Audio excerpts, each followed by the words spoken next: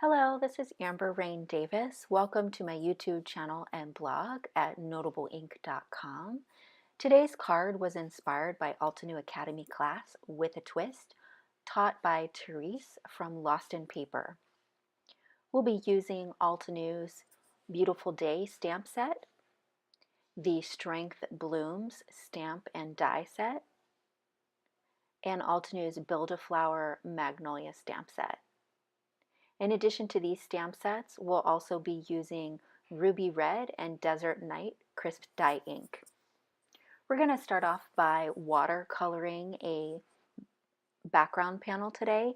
I'm using Arches cold press watercolor paper, and these are the Kuretake Gansai Tambi watercolor paints. These paints are thicker than your traditional translucent paints, such as Daniel Smith watercolor paints. They have absolutely beautiful colors, and I highly recommend them. So we're going to do an ombre effect on this watercolor card panel, and I'm going to start off with the darkest pigment at the top. So I'm just adding some water directly to the pan. The brush that I'm using is a number 12 round brush from the Silver Brush Company in the black velvet line. So you can see I have two containers of water at the top. One, what I did just now is just rinse off a little bit of the pigment that was still in the brush. I'm going to dip it in, rinse off some more of the pigment, and I'm going to continue to pull the pigment that's already on the color cardstock down the card panel. So for my last strip, I want it to be really light, and I'm going to completely rinse it off in clear, clean water and bring the rest of that pigment down. I felt like I had a hard edge at the top, so I'm going to go in with some darker pigment again and see if I can blend that out a little bit. I'm going to hold the cardstock up so that I can get the colors to run a little bit more. So you can see I have not some great edges over at the corner. I'm going to fix that with a couple more strokes just right there and see if we can blend that in a little bit better. So while the watercolor paper is still wet, you have some time to work with it, and as long as your brush isn't too dry. If your brush is too dry, then what's going to happen is it's going to wick away the pigment and the water that's on your paper and leave a white spot.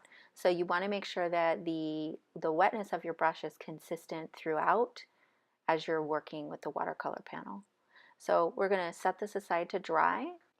Once the watercolor panel was dry, I started to ink it up with the Strength Blooms stamp set.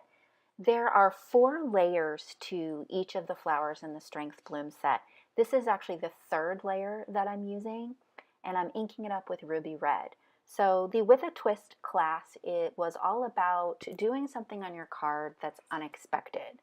Typically, I would always use all 4 layers to stamp the flowers. I thought because this is a watercolor card, it would be kind of cool just to use a couple of the layers. So I'm only going to use the 3rd and 4th layer to ink up this card. I actually had to stamp the red probably about 5 or 6 times in order to get good coverage. And what you can see here is I've grabbed the die because I wanted to check how close the die will cut to the edges. Because this is the 4th layer, I wasn't sure if it would get all the way to this edge, but you can see it works out just beautifully. The next part of what I'm going to do with the twist is, instead of using another red from that color family, I'm going to use a dark blue. I'm going to use the Desert Night ink to do that 4th layer. Again, I had to also ink this up about 5 or 6 times to get good coverage. That's what's really nice about using a stamp positioning tool when you are inking on watercolor paper. The paper is textured, and so it can be more of a challenge to get a good stamping. So your stamp positioning tool comes in very handy in that respect. Now that I have the flower stamped, I'm going to go ahead and create a mask. So what we have here is full sticky Post-it note tape, and I have 2 masks just in case I do need 2. And I'm going to fussy cut this out. In one of my last tutorials, I used the Strength Blooms die to create my mask. In this particular project, I don't want any gaps in between the flower and the rest of the images, and I want to stamp almost all the way around the flower. Sometimes you can get away with using your die to create a mask, but in this particular case, I wanted to fussy cut it. So when I started cutting, I was cutting on the outside edge, and then as I started to continue to cut, I started cutting on the inside edge of the image so that there wouldn't be any white gaps left. So I've got my mask down, and I'm using the outline images from the Beautiful Day stamp set.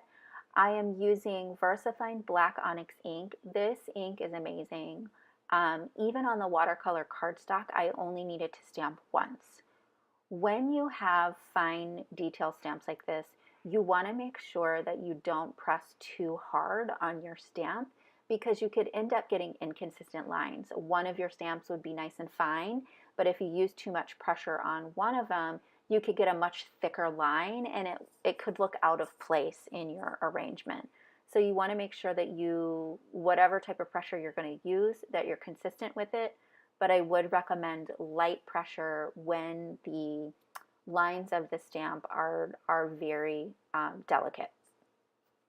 So I'm going to continue making an arrangement with this, and then once the arrangement is done, I went ahead and die cut that flower out. What I have here in my mini mister is a mixture of water and Ranger Perfect Pearls. You can see the shine that is created both on the card front panel and on the flower. It's absolutely beautiful. So that just adds an extra bit of interest. So now I'm holding the card front up against the card base, and I'm going to use some Tombow Mono Multi-Glue to fit in that flower. I want the flower adhered to the base, and then I'm going to pop up the card front panel on some foam tape. So that's another part of With a Twist. It would be more unusual and unexpected to have your focal point, your colored focal point, be recessed on your card. So I'm going to line the back of the card front panel with foam tape. You actually could even use 2 layers of foam tape here. I only used 1, but that would add even a greater recess and more dimension. So I'm going to line that up with my die cut image. So what I did to do this is when I was lining it up, I only took off 1 release paper from one of the strips until I had it lined correctly, and then I took the rest of it off. So you can just see that dimension there and the shine and sparkle from the Ranger Perfect Pearls. And that is the completed card.